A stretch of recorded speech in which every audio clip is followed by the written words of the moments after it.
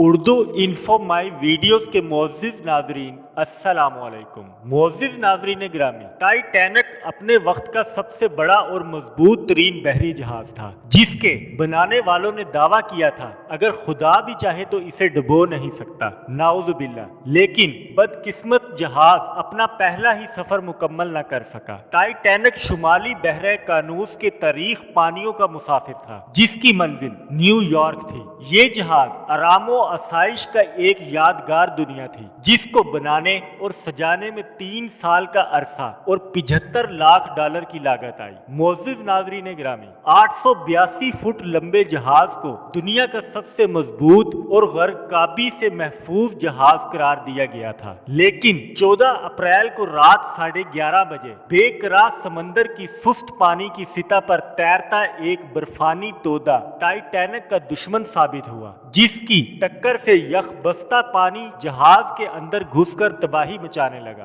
ایک صدی قبل 14 اور 15 اپریل کے درمیانی رات زندگی اور موت کے درمیان کشمکش کی ایک بھیانک رات تھی جو بحری سفر کی تاریخ کا ایک المناک باب بن گئی۔ صرف 2 گھنٹے 40 منٹ میں بدقسمت ٹائٹینک سمندر میں برباد ہو گیا اور 2223 مسافروں میں سے 1517 مسافر سمندر کی ہولناک لہروں کے سپرد ہو گئے۔ ٹائٹینک نے اپنی تحقیق کے بعد محض 4 دن کا سفر ہی کیا اور قیامت تک کے لیے غرور کرنے والوں کے لیے عبرت کی نشانی بن گیا۔ معزز ناظرین، آپ کو ہماری انفارمیٹیو ویڈیو کیسی لگی؟ پلیز چینل کو سبسکرائب کیجئے، ویڈیو کو لائک کیجئے اور کمنٹ میں اپنی قیمتی رائے کا اظہار کیجئے۔ شکریہ۔